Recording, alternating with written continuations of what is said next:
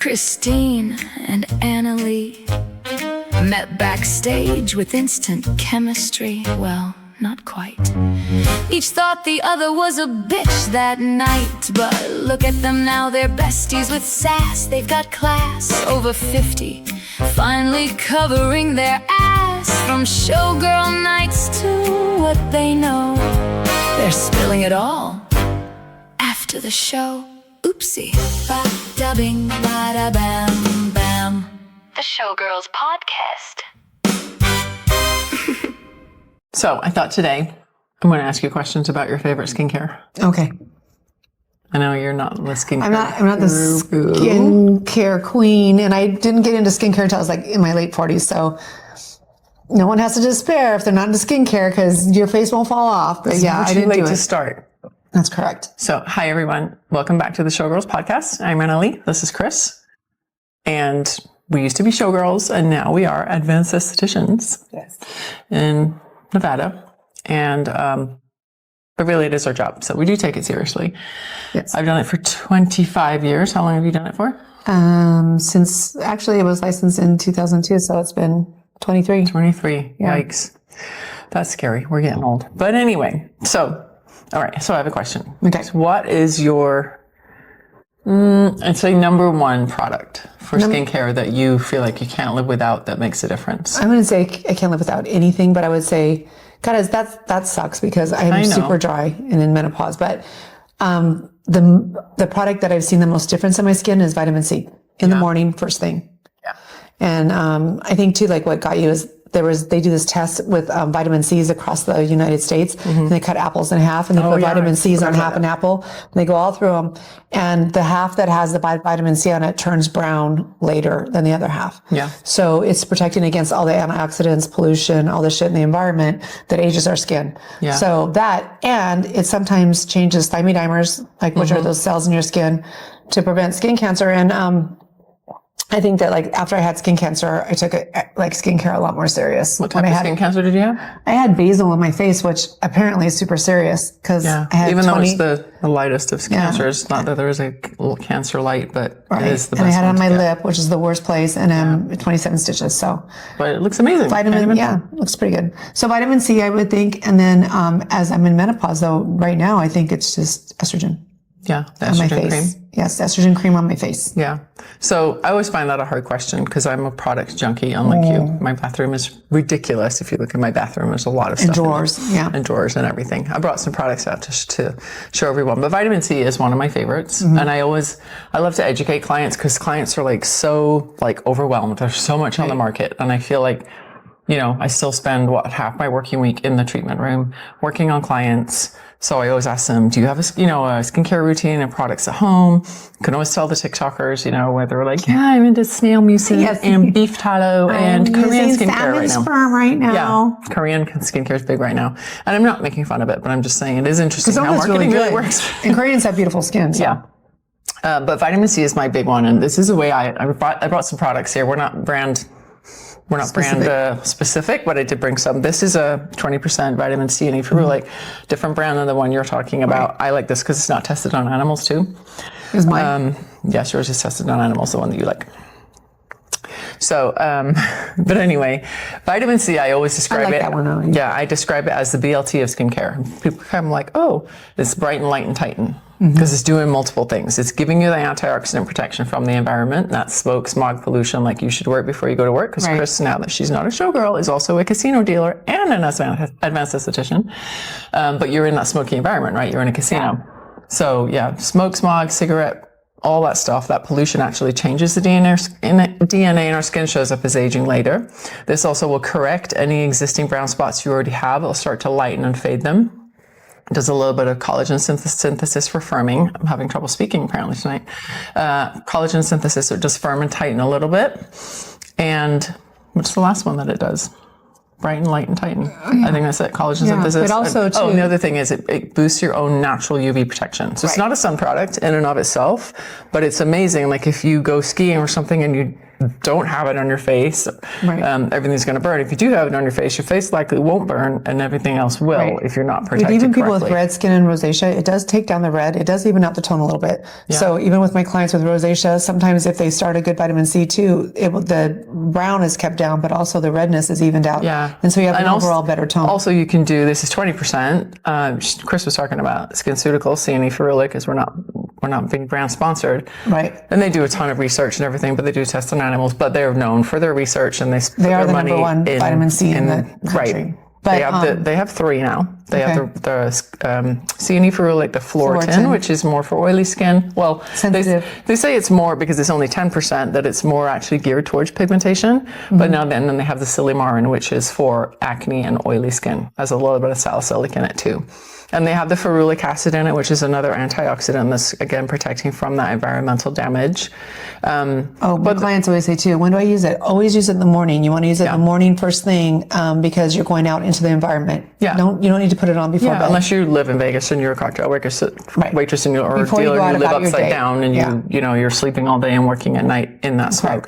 But the other thing is, if you want to do vitamin C at night, I like this night creams like Skin Medica Dermal Repair has a different form of vitamin C in it. So people who cannot tolerate L-ascorbic acid, either at 10, 15, or 20%, most of the serums are L-ascorbic acid, which some people can find irritating. The Dermal Repair has that hexahexadexyl blah, blah, blah, big long name of vitamin C. It's a lipid soluble vitamin C. So it's nice to have it on at night. Of course, we still are in the air and we've got, antioxidants in the air and whatever. And some people can tolerate that better. I use that as a night cream because I'm oilier and I can't use that as a day cream with makeup over it. But that's another good option. So I think, really, when you really understand vitamin C, it's also not like, I put it on my skin once and my skin's different. I think I've used vitamin C every day for 18 years. You're amazing. So, yay. I've used it off and on for about 5, 6, maybe even 10, but I find it really amazing as well. Yeah. Even if you're just starting, anything consistent with skincare is going to help your skin improve. Yeah. And I think just a few key products as a cornerstone can really, protect and correct and change your skin. So we both agree on that. We love the vitamin C. Mm-hmm. Do you use a hydrating serum or no? I do not. Because what? Mostly because I'm lazy. So hydrating serums this is a B5, so it has B5 vitamin in it, which helps with redness, a little bit of sensitivity. Mm-hmm. They're hyaluronic acids. So hyaluronic acid is like a drink of water for your skin. And you can put this over your vitamin C serum. So in the morning you would wash your face. It does feel good though. Maybe if you use toner, you would tone. Then you would put your vitamin C on. Then you would put this over it. And this is going to give you the hydration. It doesn't work as well, a hyaluronic, in a dry climate like ours. If you're in Miami and you're in a lot of humidity, it's going to draw a lot of moisture from the air as well as from your body. So here in a drier climate, it's only really drawing moisture from your body, but hyaluronic acid can hold 1,000 times its weight in water. So it's plumping. But you have to put it on morning and night. It's not, well, some of them are actually, some of them are buildable, some of those Skin Medica ones. But I love just a nice serum like that. It does feel like a drink of water to the skin. I like that. So, now I feel like I should have been using it the whole time. Yeah, and you can also put it on first underneath the moisturizer to make your moisturizer a little more effective. And let it dry in between? Not really. I don't take a lot of time. It dried really nice on my hands. Yeah. Quick. And I'm an eye cream junkie, right? Yes. So I actually brought 2 eye creams. So you don't have to do this, but I do. I do morning and night. Mm-hmm. This one has growth factors in it, and it's really yummy. What does it say? It does extra moisturizing, illuminating, and tightening eye cream. Lumiere is one of my favorite, and I do use this. Lumiere. Is the Firm Riche. I can't never find the little hole. There it is. Yeah. Oops. So I use this at night. And I think it is important. Eye creams are expensive, but I think it's important to spend the money because people are like, can't I just put my moisturizer up here? I do think these are formulated differently. But I also don't think you have to use a ton of it. Like you just use a tiny bit. But these have things like pat it on there. Yeah. Caffeine in them that help with like the dark circles and the puffiness. The tightening. The tightening. I do think it is different tissue that should be treated differently. I love something like this. This is a daytime one. Give me your hand. So this has a nice pink tone, which kind of goes in, come out, and cuts the blues in the under eye. It's hydrating. This has vitamin C in it. It has some lactic acid, which is exfoliating. It's a fruit acid, so it's, you know, kind of, when it's not Keeping the skin exfoliating turning terribly, over, but it's keeping basically. it turning over and keeping it looking brighter. I love that. I love this particular one. This is by Glow Hydro Bright Eye Cream because it works really well. Everyone with my, loves that. Yeah, because Everyone it works who sold that too loves that. really well with my concealer. A lot of them don't. Like, I feel like this might ball up if I put something heavier on. Yeah, At nighttime, I want to go to bed. I don't know about you, like a glazed donut. I want heavy eye cream on. I want moisturizer. Right. Moisturize all my skin and my arms Also, and when my you legs. get old, like when people go, I hate this crepiness, there's not a lot we can do about it because the skin thins out so much. And it's like get that really vascular area. And so then you get the dark blue circles and it's like crepey. And I mean, that's a reason. As you get older, you know, you're losing bone here. So your eyes look more sunken. And when you smile, you just have that crepiness. I mean, Botox helps with it. Botox helps a little bit. Yeah. But other than that, keeping it moisturized, like exfoliating, turning over, moisturizing it. That's really all you can do. Yeah. So, Yeah. And so then you talk about estrogen. I brought this one. This is our favorite. my favorite. So this is actually on one of our other episodes. I think it was on hormone replacement. We talked about vaginal estrogen a lot. This is our favorite. This is an over-the-counter product. This is estriol or estriol. It's the lightest of the estrogens. And that's probably why it can be sold without prescription, and there's no prescription needed. This is just like a mail order thing, but this is a fantastic product. it's for vaginal, like Right. for like you use it on your labia, and it is for to prevent tissue atrophy. So it's thickening and plumping those tissues down there, which makes sense when you're in You're adding it menopause. to your face. Doing it on your face, your neck, and your décolleté because Yeah, I mean, then there's online companies now, Muesli and Alloy. They are selling like specific face creams that have estrogen, and they're a lot more expensive than this. And it's the same thing. It's estriol. It's the light dose. Supposedly, it stays systemically in those tissues, just the way it does down here. You're well, it on has the to fence change. about that. I feel like it's not as systemic as we think it is. Just because before I had hysterectomy, when I did use it a lot down there, I would start my period. So I do feel like that your Yeah. body can sense it somehow.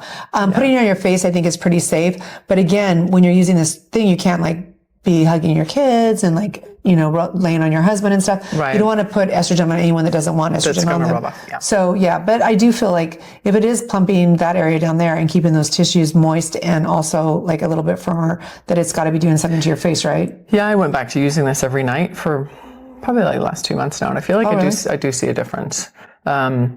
You see a difference or you feel a difference? I see a difference, I think. That's I what do. a lot of people say. Yeah. Yeah. I mean, and I think I said this before. In the 80s, Elizabeth Arden had the moisturizer that everyone lost their minds over. And come to find out, they had unregulated estrogen in it. And Really? it was Was pulled it a off. hay level? Probably. It was I the wish 80s, we could. and it was pulled off I the could use a market ton of that right for now that because reason. yeah. But everyone was like, oh my God, it's like magic. That was why. Wow. So, I mean, really, if you think about it, look at a newborn baby girl, right? She's all chubby and fabulous. Her skin's flawless. It's because she's loaded with The estrogen. hyaluronic acid and that, underneath their skin and Yep. healthy malar. Yeah. This is my favorite thing, too. She's known as a retin-A queen because she Retin-A. uses retin-A forever. So retin-A is a term that everyone says in the industry, and it's never on the tube other than right here because I bought this in Mexico. Oh, So it's a drug called tretinoin, and it is prescription only, and it was originally made to treat acne, yes, but it is the gold standard for anti-aging. Are you using it or no? I do. And I've always been really sensitive to it. And believe it or not, when I was a waitress in LA in my 20s, everyone was talking about this Dr. Abaji and how amazing it was. Oh my God. And I paid more money than I could afford to go see the real Dr. Abaji. And so I went and saw him and he put me on 1.0 tretinoin twice a day. Holy shit. And I looked like shit That's for 6 insane. months. I went back. I'm like, I'm not adjusting to it. I'm red. God, I look like every time I get like flushed, it would be like blotchy hate and when derms do red. that. Why do they do and that? he's like, no, you just got to stick to it. And I never did. And so unfortunately, I backed off of it. Now I actually use the Skin Medica brand that's buffered because my skin still isn't super tolerant of it. As I get older, it's more, but not as much. Well, you know, I used to use the 1.0 and I was, and now I'm down to the starting dose 0.25 because I'm older and I lost my tolerance. You lose your tolerance to this medication. You have to build your tolerance up Right. or you lose it. A good way to start it is I brought this, which is just a nighttime moisturizer that has retinol in it. All the retinols are over the counter. It's a lighter version of the retin-A. Good precursor to start this. Here, try this one. And I feel like a lot of retin-A's are really strong. I mean, retinols are really strong. Yeah. So in the med spa industry, we have retinols, over-the-counter versions that are graduated 0.25, 0.5, and 1.0, which is the same as the prescription starts 0.25, 0.5, and 1.0. So this is a 3% retinol in it. And who's that? This is Dr. Babor. So retinol is a good starting point, and I always tell people you got to start your retinols using every third night consistently. People tend to get really excited and they buy this, they go home like, oh my God, I'm going to use it every night for 4 nights, and then like 2 nights later their face is peeling and dry and they hate it.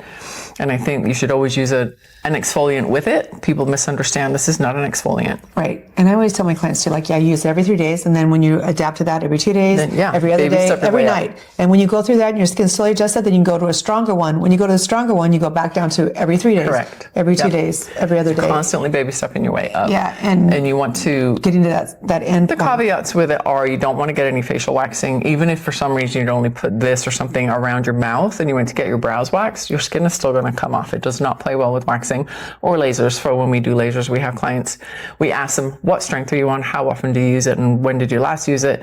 To judge if they're tolerating it, they can come off for 3 to 5 days. And remember too, retin A is a form of vitamin A. Yeah. And Accutane is just a very strong vitamin A. Yeah. And people don't realize that. So it's almost like topical Accutane, which is the acne medication.